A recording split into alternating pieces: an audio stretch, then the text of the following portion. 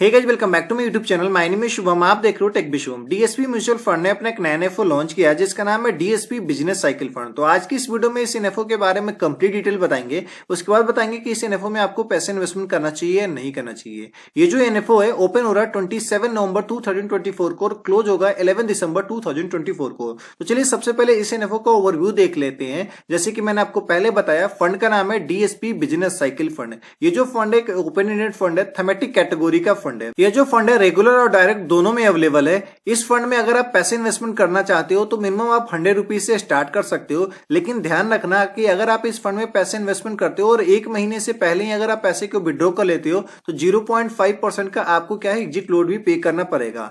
Fund के जो fund manager और चरणजीत सिंह जी है और इस फंड का जो बेंचमार्क है निफ्टी 500 टोटल रिटर्न इंडेक्स है। एक्सपेंस रेशियो की बात करूं, जो एक रेगुलर प्लान है, रेगुलर प्लान में जो एक्सपेंस रेशियो रहेगा अप टू 2.25% का रहेगा। लेकिन जो डायरेक्ट प्लान है, मैं सजेस्ट करता हूं हमेशा डायरेक्ट में करो। अगर आप डायरेक्ट में करते हो तो अप टू 0.5% का एक्सपेंस रेशियो रहने वाला है। तो क्या हमें इस फंड में पैसे इन्वेस्टमेंट करना चाहिए, नहीं करना चाहिए, किस टाइप बिजनेस साइकिल जो फंड होते हैं वो कैसा फंड होते हैं, इस फंड के जो फ्रेमवर्क क्या है, सब चीज चलिए हम जानते हैं। उससे पहले बता दूं कि अगर आप चैनल पे नए हो तो प्लीज चैनल को सब्सक्राइब करके बगल के बेल आइकन को जरूर दबा लेना, क्योंकि इस चैनल पे हम आपके लिए पर्सनल फाइनेंस, बैंकिंग और म्यूचुअल फंड से related video back to back लेकर आते हैं। तो चलिए इस फंड के फ्रेमवर्क को देखते हैं, उसके बाद मैं आपको आसान भाषा में भी समझाऊंगा। इस फंड का जो फ्रेमवर्क सिंपल सा है, ये कैसे डिसाइड करेंगे कि हमें कौन से सेक्टर में पैसे इन्वेस्टमेंट करें, कौन से सेक्टर आगे चल के ग्रो होने वाला है। तो इनके 2-3 फ्रेमवर्क है, उसके बेसिस पे वो क्या है कि वो डिसाइड करेंगे कि आगे चल के कौन सा जो सेक्टर है वो ग्रो करने वाला है। एक्सेस रिटर्न को देखते हैं, कंपनी के वैल्यूएशन को देखते हैं, जिस भी कंपनी में उनको इन्वेस्टमेंट करना है उनके प्रॉफिटेबिलिटी को देखते हैं, कैश फ्लो को देखते हैं, उसके बाद ओनरशिप को देखते हैं। ये 4 जो स्टेज है इसको फॉलो करने के बाद ये इनके जो फंड मैनेजर है डिसाइड कर पाते हैं कि आगे चल के कौन सा जो बिजनेस है ज्यादा ग्रो करने वाला, उसमें पैसे इन्वेस्टमेंट करेगा। एक तरीके के ये जो है बॉटम इन्वेस्टमेंट मॉडल पे भी काम करता है। जैसे कि समझते हैं बैंकिंग सेक्टर से, कभी एक ऐसा टाइम आता है जब पता चलता है कि बैंकिंग सेक्टर के जो सभी स्टॉक जो है वो बहुत ही नीचे गिरा हुआ है। कुछ ऐसा न्यूज आ जाता है जिसके वजह से जो है सारे स्टॉक डाउन हो जाते हैं।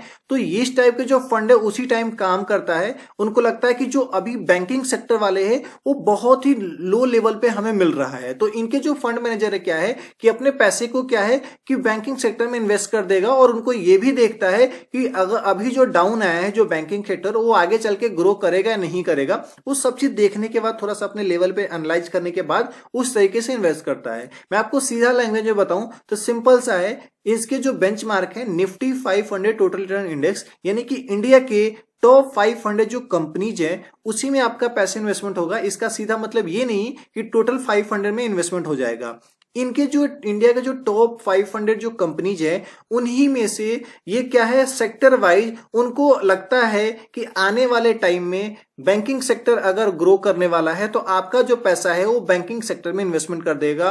अगर उनको लगता है कि बैंकिंग सेक्टर तो अभी ग्रो कर गया, आगे चल के आईटी सेक्टर ग्रो करेगा, तो आपका जो पैसा है बैंकिंग से निकालकर आईटी में इन्वेस्टमेंट कर देगा। तो एक तरीके का ये जो फंड है एक्टिवली मैनेज होने वाला फंड है। तो इस टाइप वाले फंड में हमें पैसे इन्वेस्टमेंट करना चाहिए, नहीं करना चाहिए? मेरा क्या ओपिनियन है? मेरा ओपिनियन सिंपल सा है कि अगर आप इस टाइप वाले फंड में पैसे इन्वेस्टमेंट करते हो तो आप सिंपल सा एक कॉन्सेप्ट रखना, ये वेरी हाई रिस्क वाले कैटेगरी के फंड होते हैं। यानी कि अगर आप रिस्क लेने में कैपेबल हो, ज्यादा रिस्क ले सकते हो, तो आप इस टाइप वाले फंड में पैसे इन्वेस्टमेंट कर सकते हो। बाकी ये जो टाइप के जो फंड होते हैं टोटली डिपेंड करता है इनके फंड मैनेजर के ऊपर कि इनके जो फंड मैनेजर हैं उनको कितना एक्सपीरियंस है, ऑलरेडी कितने फंड को ऑलरेडी मैनेज करते हैं सारी चीजें। तो चलिए इनके जो फंड मैनेजर है उनको देख लेते हैं। इनके जो फंड मैनेजर है वो चरणजीत सिंह जी है, जो 2018 में डीएसपी म्यूचुअल फंड ज्वाइन किया है। उनको टोटल जो है 19 ईयर का वर्क एक्सपीरियंस है और ऑलरेडी इन्होंने पहले भी बहुत सारे कंपनीज में काम कर चुके हैं,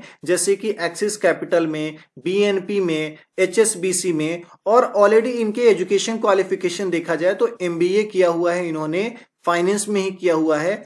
और ऑलरेडी जो है डीएसपी के म्यूचुअल फंड को ये मैनेज भी करते हैं। एक फंड है डीएसपी इंडिया टाइगर फंड जिसको ये मैनेज करते हैं। तो आप डीएसपी इंडिया टाइगर फंड को आप एक बार देख लेना, उनके रिटर्न को देख लेना, उसके बाद अगर आपको सही लगे तो आप इसमें इन्वेस्टमेंट कर देना। बाकी इस टाइप वाले फंड में अगर आपको पैसे डालने हैं तो आप एक ही बात ध्यान में रखना, रिस्क हमेशा होगा, क्योंकि इनके फंड मैनेजर के ऊपर ही डिपेंड करता है कि रिटर्न कैसा लाके देगा। बाकी अगर आप सेफ खेलना चाहते हो, ज्यादा रिस्क नहीं लेना चाहते हो, तो फ्लेक्सी कैप है, मिड कैप है या इंडेक्स कोई भी फंड है उठाकर कर सकते हो। बाकी कोई भी क्वेश्चन हो, कमेंट सेक्शन ओपन है, कमेंट करते जाइए, मैं आपको जवाब देते जाऊंगा। मिलेंगे इस तरह के नेक्स्ट वीडियो में, तब तक के लिए धन्यवाद। Stay safe, take care.